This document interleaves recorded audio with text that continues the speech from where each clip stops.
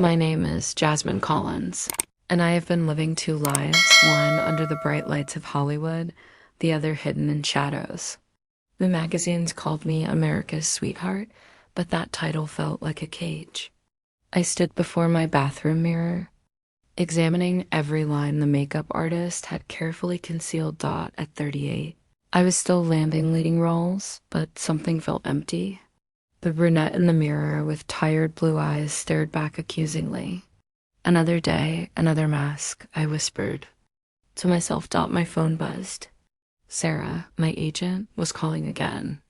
The studio wants an answer about the romance film, she said without greeting. I need time to think. Time is not our friend, Jasmine. You're getting older? Just say it. I cut her off, my voice sharper than intended. The truth was, I was. Suffocating.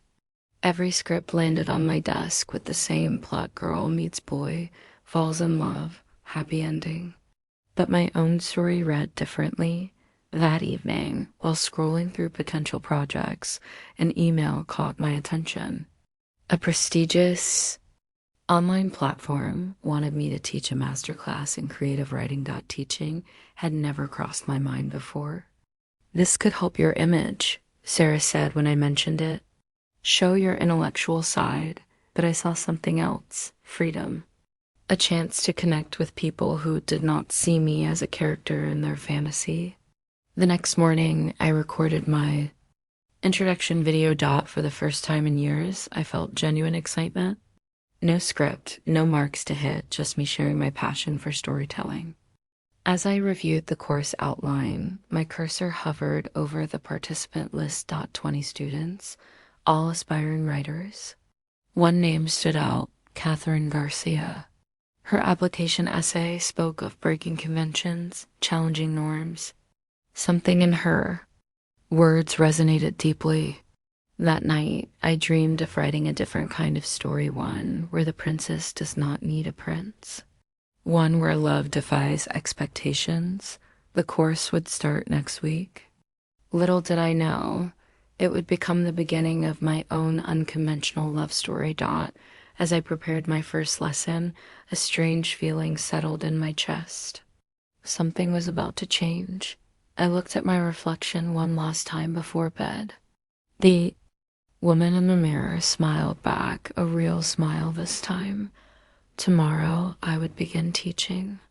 Tomorrow, I would meet Catherine Garcia, though I did not yet know how she would transform my life. My phone buzzed again. Sarah, probably with more pressure about the romance film. I let it ring. For once, I chose my own story over the one others wanted me to tell. The autumn wind rattled my windows as I settled into bed, scripts scattered around me. Among them lay the course syllabus, Catherine's name, somehow drawing my eyes again and again. Teaching online turned out to be more intimate than I expected.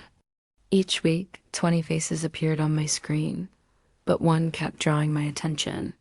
Catherine Garcia always sat close to her camera, her blonde hair catching the light, green eyes intense with concentration.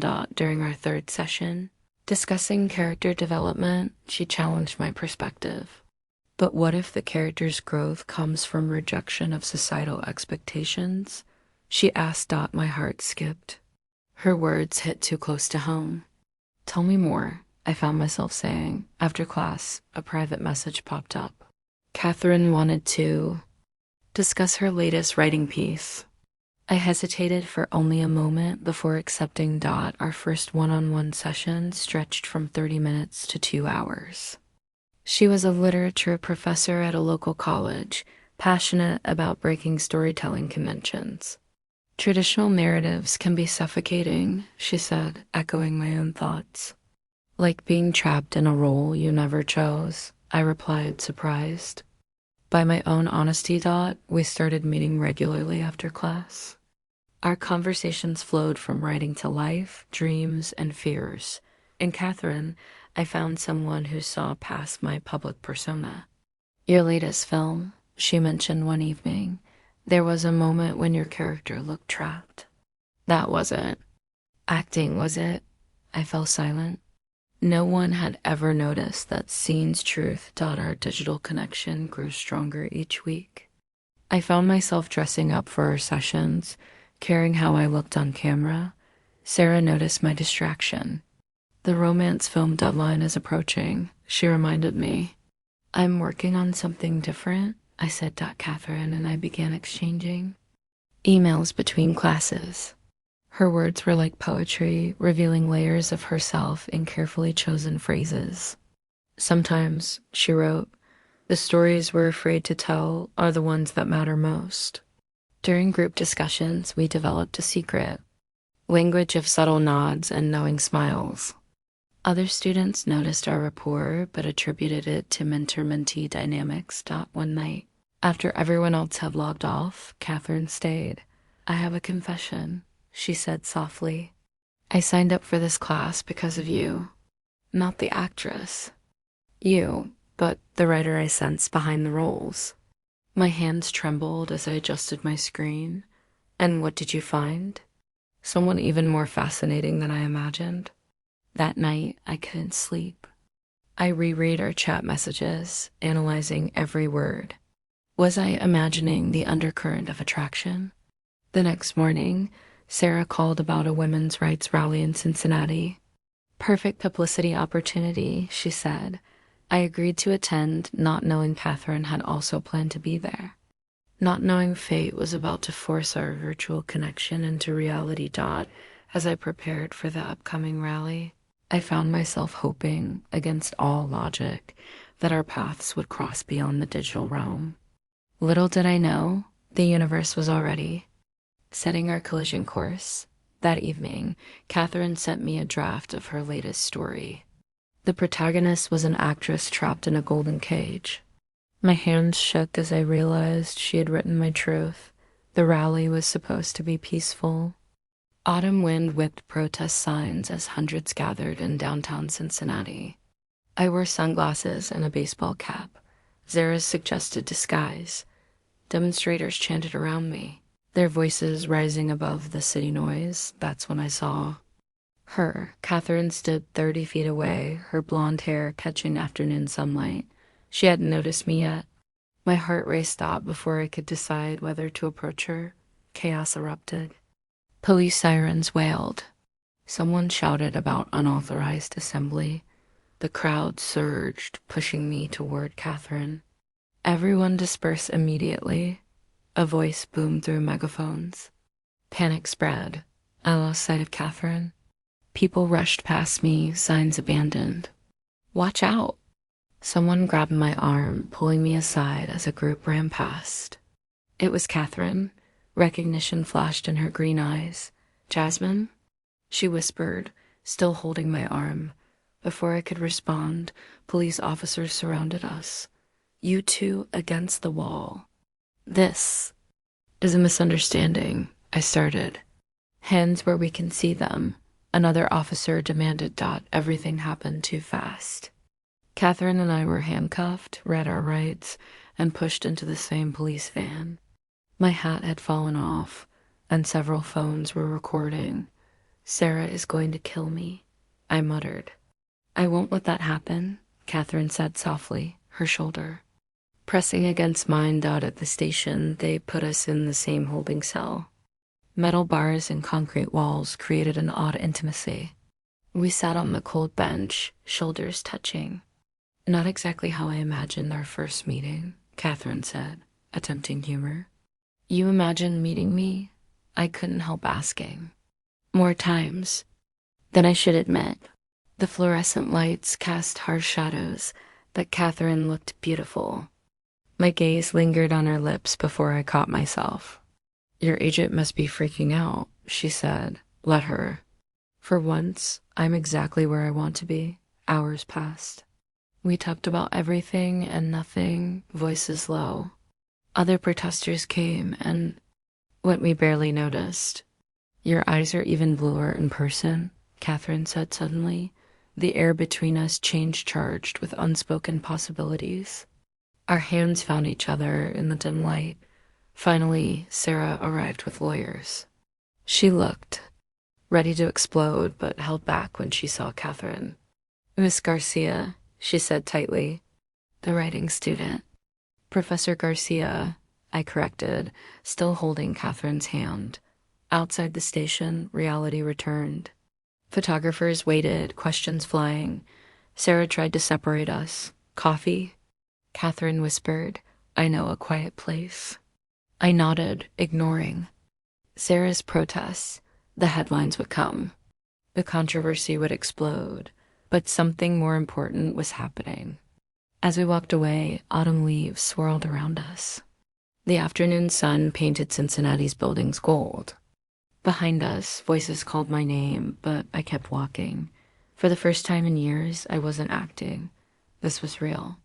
This was the beginning of our story. The coffee shop sat tucked in a quiet corner of Cincinnati. Catherine led me through a back entrance, away from prying eyes. The warm aroma of coffee wrapped around us like a protective cocoon. I come here to grade papers, she said, choosing a secluded booth. Nobody bothers me. My phone buzzed constantly. Sarah's messages grew increasingly frantic. I turned it off. You're going to be in trouble, Catherine said, stirring her latte. I've been in trouble my whole life, just usually better at hiding it. The late afternoon light filtered through stained glass windows, painting Catherine's face in soft colors.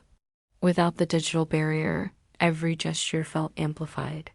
Your hands are shaking, she noticed, reaching across the table. It's been an intense day. But we both knew it wasn't just the arrest. Her fingers brushed mine, sending electricity through my body. The touch felt different, now more deliberate. Tell me something real, Catherine said. Something not in your interviews? I hate romantic. Comedies, every single one I've made. She laughed, but her eyes stayed serious. What else? Untired of pretending. Of playing roles that don't fit. What role would fit? Our eyes met. The question hung between us, heavy with meaning. I think you know, I whispered. Catherine's hand tightened on mine around us. The coffee shop hummed with quiet conversation, but we existed in our own bubble. The article you wrote last year, she said, about authentic storytelling, that's what made me join your class. I remember every word you've written in class, I admitted. Her free hand reached up, brushing a strand of hair from my face. The touch lingered. We should probably talk about what happens next, Catherine said softly. My career. I understand. If you need to step back, no, I'm done stepping back. The sun had begun to set, casting long shadows across our table. Neither of us moved to leave. Your students that I started are adults who can handle truth. We sat in comfortable silence, hands still connected. Outside, a few photographers had discovered my location. Camera flashes occasionally lit up the windows. I should get you home, Catherine said finally. I don't want this day to end. She smiled, standing but keeping hold of my hand. Who says? It has to. We slipped out through the kitchen, the owner giving us a knowing wink. The cool evening air hit our faces as we emerged into a back alley. My apartment is close, Catherine said. If you want to avoid the media circus. My heart raced. At the invitation. Everything was moving so fast, yet somehow not fast enough. Sarah will have a meltdown, I said, already following Catherine. Let her. Sometimes meltdowns lead to breakthroughs. As we walked through darkening streets, our shoulders brushing, I felt lighter than I had in years. Tomorrow would bring chaos, but tonight belonged to us. Catherine's fingers interlaced with mine, confident and sure. Each step took us further from my carefully constructed public image and closer to something real. You know, this changes everything, I said as we reached her building. She turned to face me, green eyes bright in the streetlight. Maybe everything needed changing. The night stretched before us, full of possibility. For once, I wasn't reading. From any script, 2 weeks passed in a blur of secret meetings and stolen moments. Catherine and I developed an elaborate dance of discretion, finding hidden corners of Cincinnati where we could just be. My favorite spot became the rooftop garden of an old bookstore.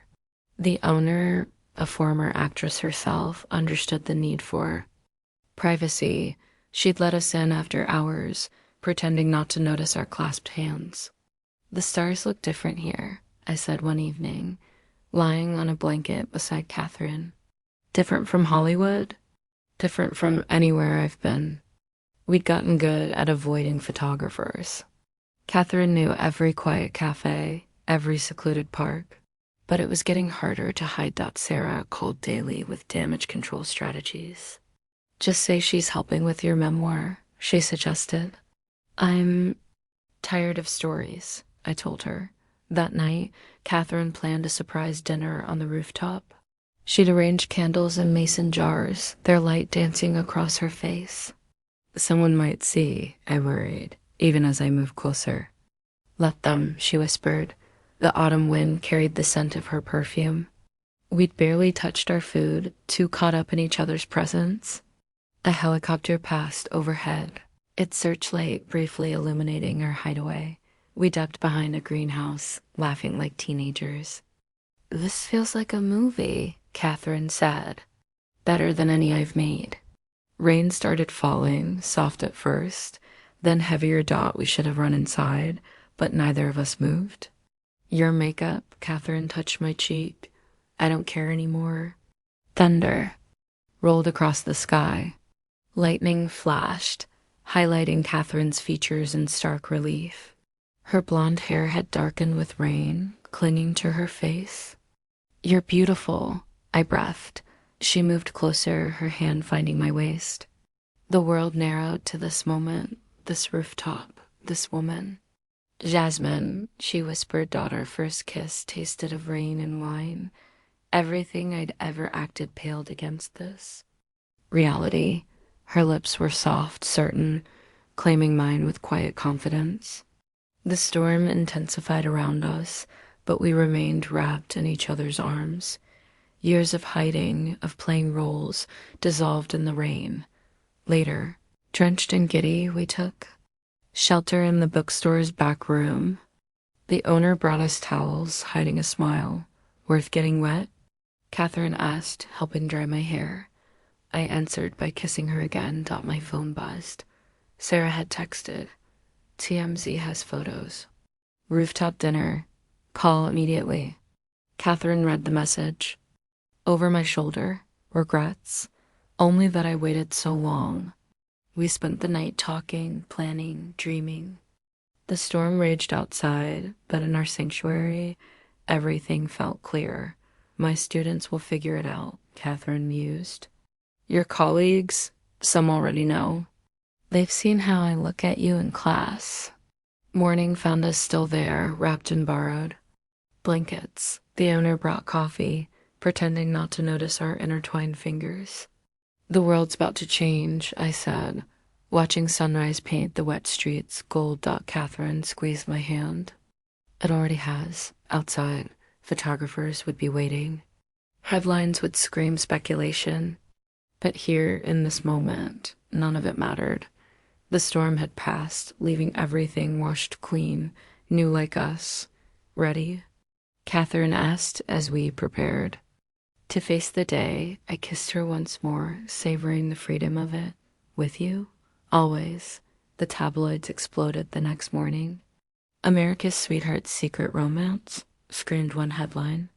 "Who is Catherine Garcia?" demanded another. Our rooftop moment had become public property.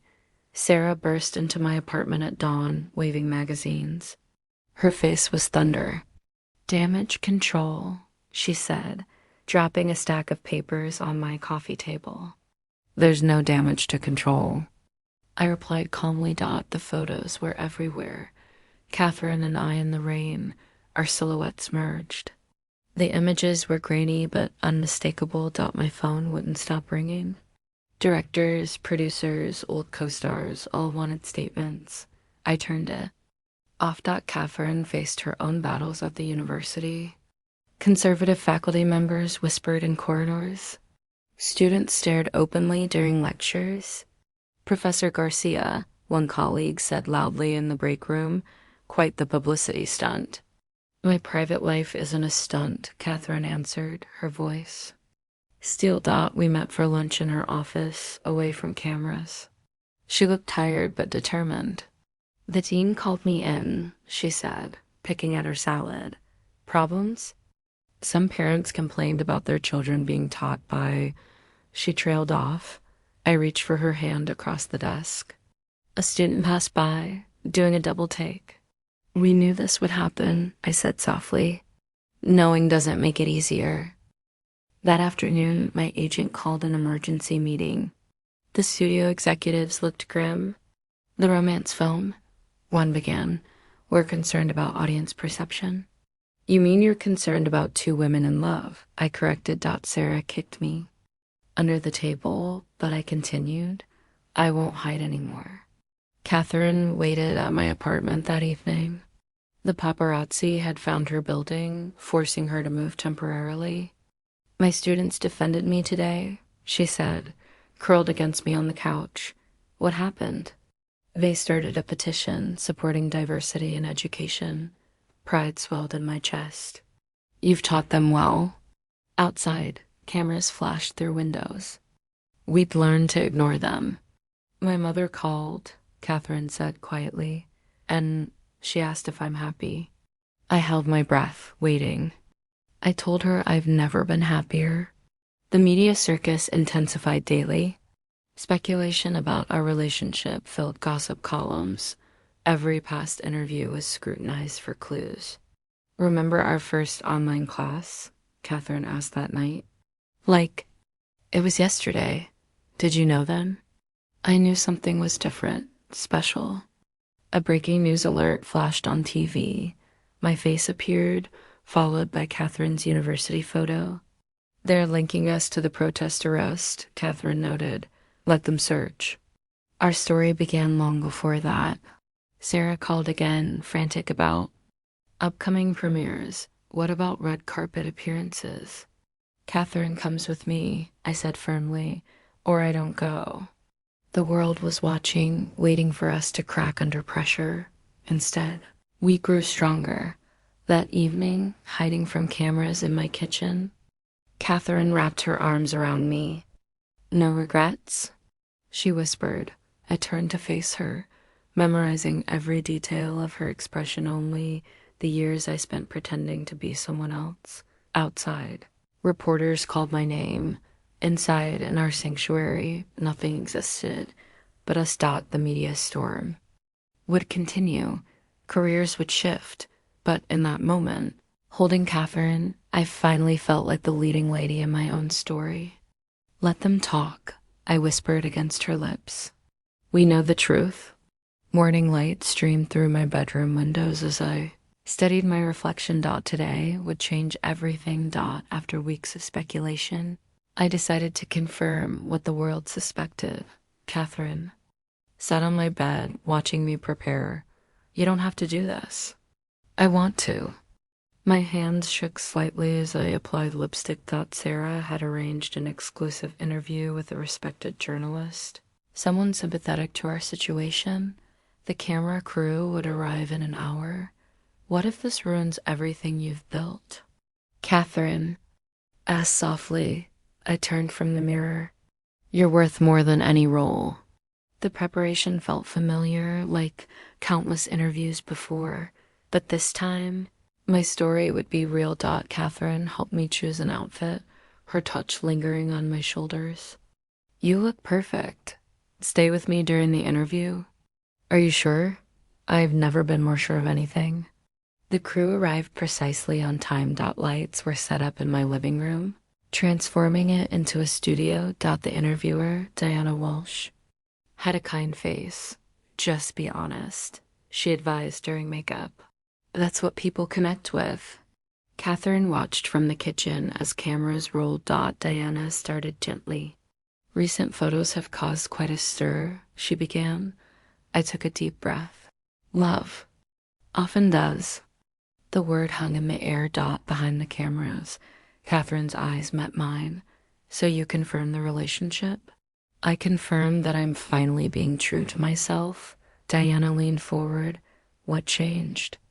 I met someone who made pretending impossible.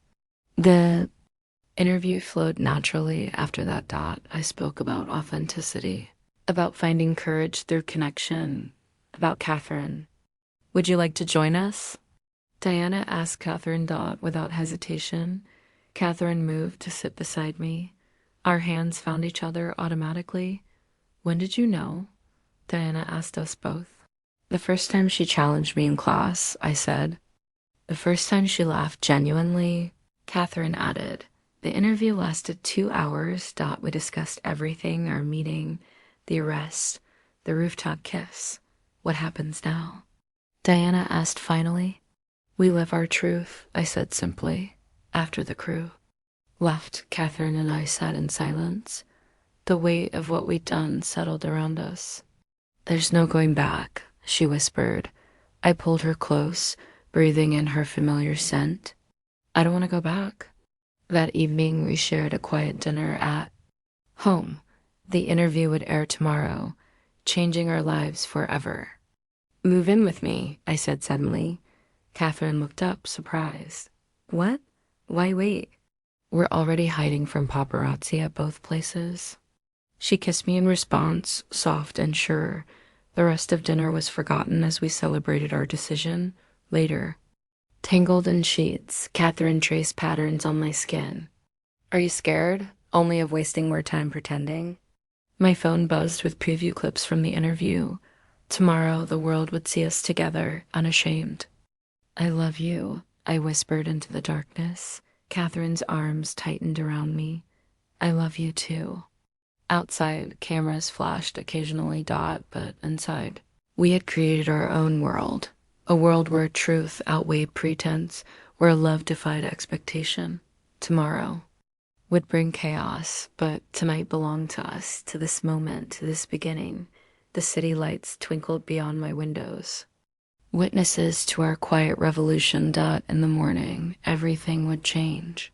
But here, now, everything was exactly as it should be. The fallout was swift and severe. The morning after our interview aired, my agent called with news I'd been dreading. They're recasting the lead in Summer's Promise, Sarah said flatly. I sat on my kitchen counter, phone pressed to my ear. Catherine was making coffee, pretending not to listen. The studio claims it's about scheduling conflicts, Sarah continued. Both knew that wasn't true. The role had been perfect. Strong female lead in a major production. Now it belonged to someone else. Catherine placed a coffee mug in front of me, squeezing my shoulder. Her touch grounded me. There's more, Sarah hesitated. Several other projects are reconsidering. I watched steam rise from my coffee. How many? 3 films, 2 television appearances. Catherine's students had different reactions. Most showed overwhelming support, filling her inbox with messages of encouragement. Professor Garcia, one student approached after class. Your honesty changed my life. Others weren't as kind. Anonymous complaints appeared on the university board. That evening, we started moving Catherine's things into my apartment. Each box represented another step toward our shared life. My writing students asked about you. Today I said, unpacking books. What did you tell them? That sometimes the best stories write themselves. The media attention had shifted from scandal to scrutiny. Every detail of our lives faced examination. Local teacher corrupts Hollywood star, one tabloid declared. Catherine threw that one in the recycling. They're running out of angles. My phone rang again. Another canceled appearance. Catherine watched me decline the call. We could leave, she suggested. Start fresh somewhere else. This is our home. I won't be driven out. That night, something unexpected happened. My social media exploded with support. #stand with Jasmine trended nationwide. Catherine's students had started it. The hashtag spread rapidly, carrying messages of love and acceptance. Look at this. Catherine, Showed me her laptop. Thousands of posts filled the screen, people sharing their own stories, thanking us for our courage. Your students did this? They're amazing people. She smiled proudly. We spent hours reading messages. For every negative comment, hundreds offered support. Sarah called again, this time with different news. Independent filmmakers are reaching out. What kind of projects? Meaningful ones, stories that matter. Catherine wrapped her arms around me as I listened to Sarah's list. Different roles. Braver stories. Maybe losing the mainstream wasn't a loss at all. I mused out that evening. We finished moving Catherine in. Our clothes hung together in the closet. Her books mixed with mine. It feels right, she said, surveying our merged lives. A camera flash lit up our window. The paparazzi remained, but their presence felt less intrusive now. We should get better curtains. I laughed. Catherine pulled me close instead. Let them. See what real love looks like. Later, lying in our bed, we planned our future. Different projects, new directions. Shared dreams. Sometimes, Catherine whispered, losing everything means gaining what matters. Outside, Cincinnati continued its evening rhythm. Inside, we'd created our sanctuary. The mainstream industry might have closed its doors, but others were opening. Better ones, truer ones. No regrets. Catherine asked, echoing our familiar question. I kissed her in response. No words needed. Tomorrow would bring new challenges, but tonight, in her home, everything made perfect sense. Catherine's family arrived on a crisp autumn morning. Her parents, progressive academics from Boston, embraced me without hesitation. We've watched every film you've made, her mother said warmly. Even the terrible romantic comedies? I asked, especially those. Her father laughed. We could tell you were acting. We hosted dinner in our newly shared apartment. The normalcy of family conversation felt surreal after weeks of media chaos. When did you know? Catherine's mother asked over dessert. Catherine squeezed my hand under the table. The moment she challenged my writing, my phone buzzed. Sarah's name flashed on screen. I excused myself to answer. Your manager, Thomas. Klein is quitting, she said without preamble. He's been my manager for 12 years. He says he can't represent you anymore. Image concerns. I looked back at the dining room. Catherine laughed with her parents, golden in the candlelight. Let him go.